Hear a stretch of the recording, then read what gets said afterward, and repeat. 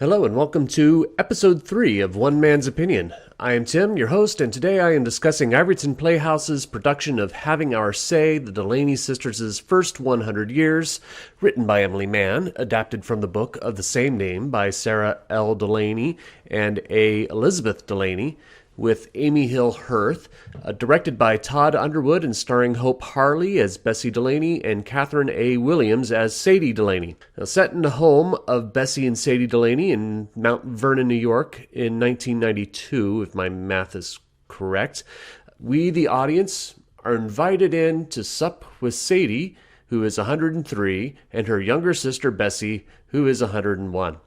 They have a big dinner they're preparing, and rightly so, considering the guest list is supposed to be the audience.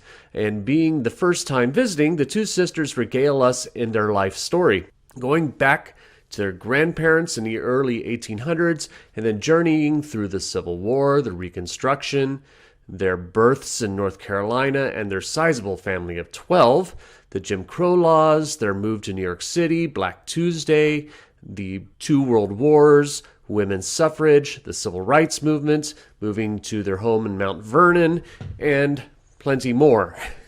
Now, it sounds like a lot, and it is, but thankfully, Mann's text never lingers too long on one subject matter.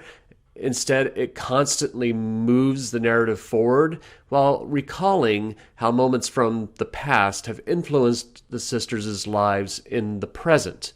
If any of you followed me when I was a critic for the Journal-Inquirer in Manchester, Connecticut, you'll know that I've had a rather critical opinion of Underwood as a director, but he's done a fantastic job. Having Her Say is wonderful. I absolutely enjoyed it, and Underwood has done a great job with his two leads and putting together a superb production. Martin Marchito's scene design is great. It feels lived in, but tidy, like two women of repute would expect it to be. My only design gripe is with the makeup. The shading could have been better when aging the two actresses to make them look like they're 100 years old. Why Having Our Say works so well is that it reminds me of visiting some older relatives, like a grandmother or a great aunt who has moved along in age and are happy and thrilled to have some attention from a world that has otherwise moved on.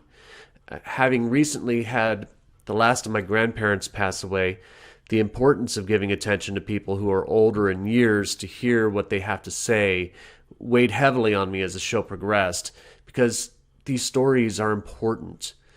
If not for people like the Delany sisters, who were real people, by the way, had a century's worth of experience, plus the tales of those who came before them that they honored in forwarding.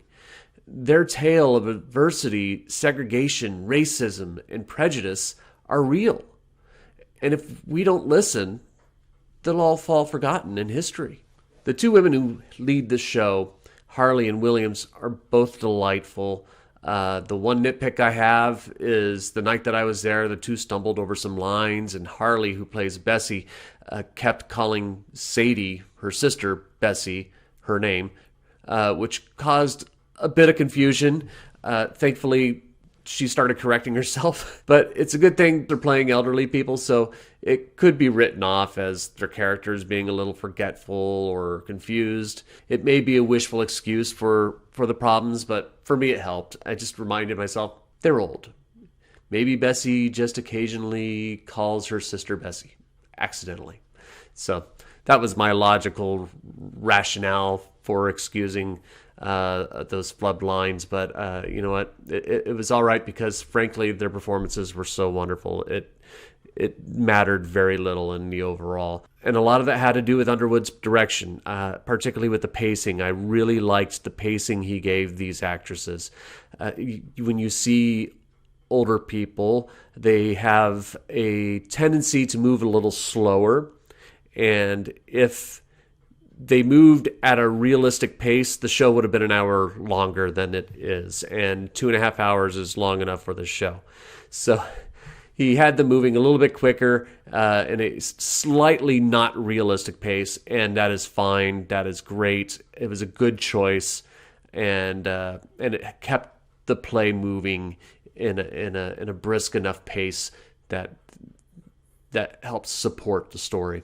What worked best, though, was the chemistry between the two sisters. They really felt like sisters. They were finishing each other's sentences that felt natural, and though they have a bit of snarkiness towards each other, it works. And you can tell that even though they do snipe at each other a little bit, that they really do love each other. And even though they've spent their entire lives with each other, they really do love being together and care about us enough to invite us into our home. And for that, we should be grateful. So this is One Man's Opinion. Please leave yours in the comments below. Be sure to like, share, and subscribe. The next review won't be for another couple weeks because the pandemic still has much of theater around Connecticut shut down, and plus it's still the summer season, so there's not much theater going on right now. I'm getting my first Broadway review for this channel coming up. I got my confirmation for Passover on Broadway, so that'll be exciting. But the next review, Thronestone in Ridgefield, Connecticut, and their production of The Suburbs. So, until then, I look forward to seeing you again here at One Man's Opinion, and I look forward to seeing you at the theater.